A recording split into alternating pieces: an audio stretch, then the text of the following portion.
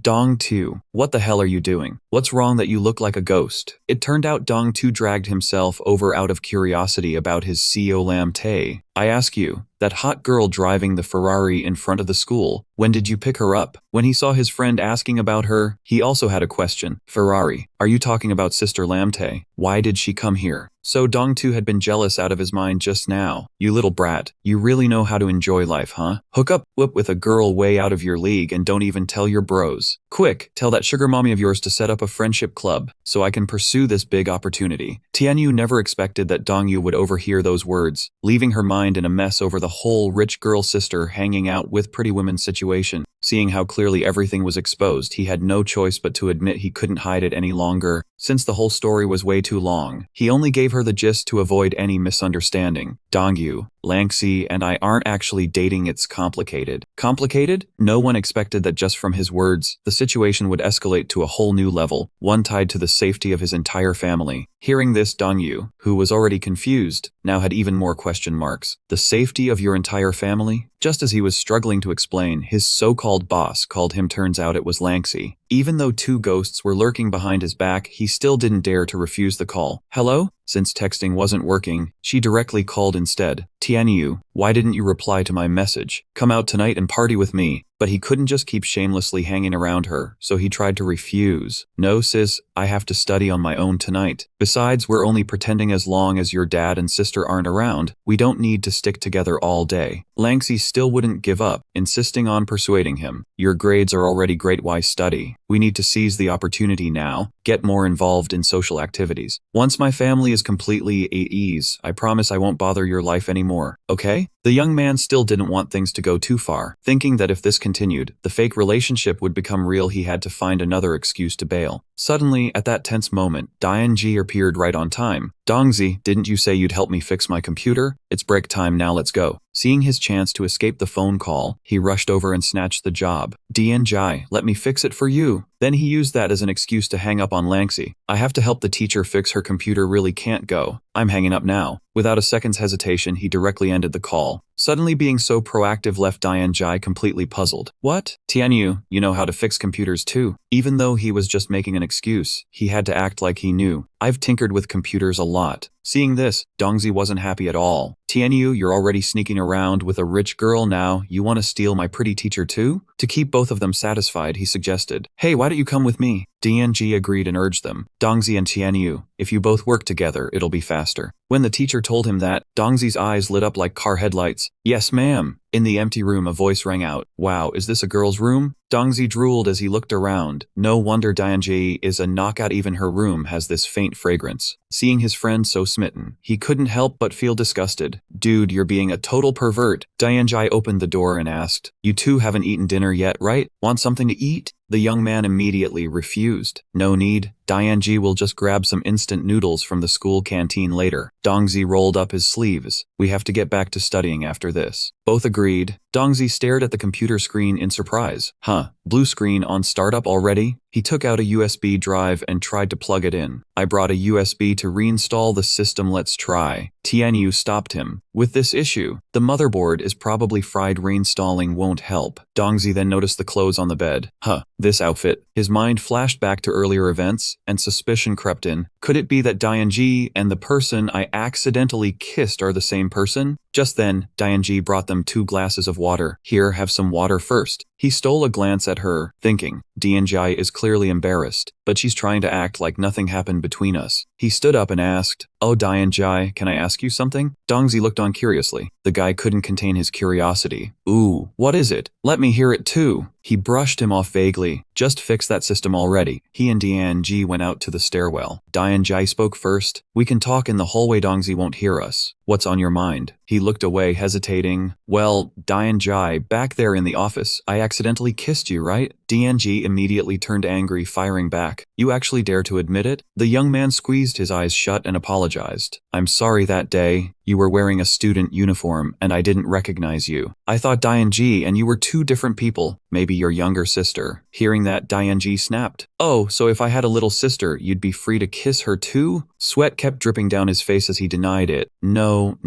I was looking up at the time, and you came too close, it was an accident. Dianji finally agreed to let it go. Alright, I know you didn't mean it. Since you've been honest, let's consider this settled. Don't mention it again. His mood returned to normal. Dianji, actually, you look really pretty in that student uniform. The moment the words left his mouth, Dianji pinched his cheek. You really are something. I just forgave you and you're already flattering me. Who knows how many girls will fall for you in the future. Tianyu winced in pain and quickly defended himself. Dianji, I didn't mean it like that. Every word I said came from the heart. The scene shifted to the classroom hallway, where Dongzi scolded him loudly. Tianyu, you're such a scumbag. You already have a good thing going with Dongyu, and you still go after rich girls. Even worse, on the very first day Dianji transferred here, you kissed her, and you didn't even tell me. There was a bump on his head from Dongzi's revenge, and his face was swollen too. That was Dianji's punishment. Even though he wasn't at fault, he still had to apologize. I'm sorry, man, I won't mess around anymore. The 2 of them opened the door and walked in, and both were stunned. Lanxi was already sitting there waiting, waving enthusiastically. Hi, my love, you're finally back, he asked in surprise. Miss Lanxi, how did you get into the school? Lanxi pulled out her phone and snapped a picture of the teacup. What, you think I wouldn't come just because I missed you? Get over here. She posted a photo with the caption, today she came to school to see Yunyu burying his head in his studies, reminiscing about her own school days. And as she snapped the picture, she encouraged him to keep it up for the college entrance exam, saying today's target was enough, leaving the young man looking at her helplessly. Lanxi came to him with a request. This Saturday, please come with me to the fashion launch festival, since you have the weekend off. Suddenly another voice spoke up, asking to refuse on his behalf, and Dong Yu stammered in reply that Tian Yu would be going on a spring outing with them this weekend. Lanxi felt a bit disappointed. Oh, mountain outing? But she immediately brightened upon recognizing Dong Yu, praised her for being adorable, and mentioned how Tian Yu had saved her from a group of thugs. She stood between them and agreed, fine, okay. Lanxi decided to let him go with Dong Yu for the spring outing on Saturday. Then she asked Dong Yu's opinion. I want to come along, you don't mind, do you? Dong Yu looked annoyed but still nodded. You can come if you want. Lanxi cheered up. Then see you this weekend. She turned back to chat with him. Oh right, didn't you hate that Ferrari because it was too flashy? Today I bought a Gulling. Take a look and see what you think. The young man's expression showed extreme reluctance. Tian Yu shouted, stop showing off. He threatened Lanxi. If any of this gets back to your old man, look at these people, if you keep bragging, they'll eat you alive. Lanxi complained. Is that considered showing off? I really don't get you people. He was a bit angry. That Gulling is still over 10,000. Lanxi said nothing more and left. Alright, I'm going now. See you on the weekend. The next day Tian Yu couldn't concentrate on his studies, thinking that Lanxi's ruckus yesterday must have affected Dong Yu's mood considerably. He took out his phone, opened a shop, and asked Dong Yu, "What do you think about buying this grill?" Dong Yu replied indifferently, "Whatever." Tian Yu forced a smile. Oh, he looked at his friend's mood and thought to himself that yesterday's incident hurt Dong Yu more than he thought. What should he do now? Tian Yu walked beside Dong Zi, looking dejected. Dong Zi asked curiously, "Oh, great benefactor, why are you so free today to stroll with me?" Tian Yu sighed in frustration. With the thing between Dong Yu and Lan Si, I really don't know how to handle it properly. Dong Zi grew even more annoyed. Now you're surrounded by girls and you're sad. It's true that those who need don't have, and those who have don't need. Dong Zi was baffled by his thoughts. Now you not only have good luck with women, but your grades are also top of the whole school. A loser with no girlfriend like me is finding it harder and harder to relate to your world. Tian Yu didn't want things this way. I also want a normal life, but things keep happening one after another, and I'm really troubled. The two walked and talked. Tian Yu asked Dong Zi, with his current grades, what he planned to do after graduation. Dong Zi replied that he would spend money to go to vocational college. Dong Zi turned to nitpick. "Wait, what you said seems wrong. Why call it my grades? Your grades aren't that great either." Tian Yu pointed at himself. "Hey big bro, I am the top of the whole school." Dong Zi couldn't help shouting, "Are you still putting on an act for me? Don't I know exactly what you're made of? Honestly tell me, did you get some kind of superpower? Like in those web novels? Suddenly having a system that makes you invincible in the world?" Tian Yu evaded and denied. "Dong Zi, what are you talking about? How could something like a novel exist in real life?" Dong Zi caught him. "Ha, you're scratching your ear means you're lying. We've been friends for over 10 years. Just tell me, were you bitten by a spider or hit by radiation? I can handle the rest myself." Tian Yu looked at him and thought to himself that Dong Zi was indeed bold. He himself didn't even know where this superpower came from. Telling him would only stir up more trouble. He put his hand on Dong Zi's shoulder and advised, "Dong Zi, you should cut down on those web novels. Your brains become abnormal from reading them. Always thinking about nonsense." Suddenly a voice rang out. "What are you people doing? Why are you stacking things here?" Dong Zi saw a commotion and wanted to check it out. Ooh, something's happening up ahead. There's an argument." Tian Yu sighed with relief, saved by the drama. Dong Zi loves commotion, so he finally escaped. Up ahead, two people were quarreling. The foreman said they had stacked things here, so it would be convenient for work later. The other man angrily cursed. "You stacked it in front of my casino. How are we supposed to do business?" Liu Xiao calmly replied, "This is public land, not your property. We put our stuff here. What right do you have to tell us to leave?" The man pointed at Liu Xiao. "Are you going to move it now?" Liu Xiao was firm. "No." His brows furrowed. "Damn it, a mere worker dares to talk back to me. Who do you think you're disrespecting?" By now Liu Xiao was angry. "Why are you hitting people?" That man stubbornly threw his weight around. "I'm hitting you now, get lost, or I'll hit you again." Dong Zi watched this scene with amusement. "Woo-hoo, fight." Tian Yu shot him a look and scolded. "What kind of person are you?" Still adding fuel to the fire. The casino owner raised his fist threateningly. "Final warning, you country bumpkin. If you don't move it, I'll really do it." Liu Xiao absolutely refused, not moving. The casino owner threw a punch at him. It enraged him to death. But after punching, he cried while looking at his own hand bones. Ooh, my hand?" Dong Zi pointed at the guy and laughed. "Haha, this clown is so pathetic. One punch and he's already in pain." Tian Yu put on a serious look. "No, that big guy seems to be a martial arts practitioner, with a sturdy and strong build." The casino owner fell to the ground and picked up a brick. Even high martial arts fear a knife, even a tough scalp fears a stone. He grabbed the brick and charged forward, shouting, "Die!" But another hand gracefully and easily caught his wrist. Another guy from Liu Tiao's side suddenly lunged out and knocked the casino owner flying. Liu Dezhuang puffed out his muscles and roared, "How dare you mess with my little brother? We two brothers have been around the block, and I've never seen anyone show such disrespect." The casino owner immediately grabbed his walkie-talkie and called security. "Some troublemakers are at the door. Get out here and deal with all of them for me." Instantly, a bunch of men armed with weapons came rushing out from inside.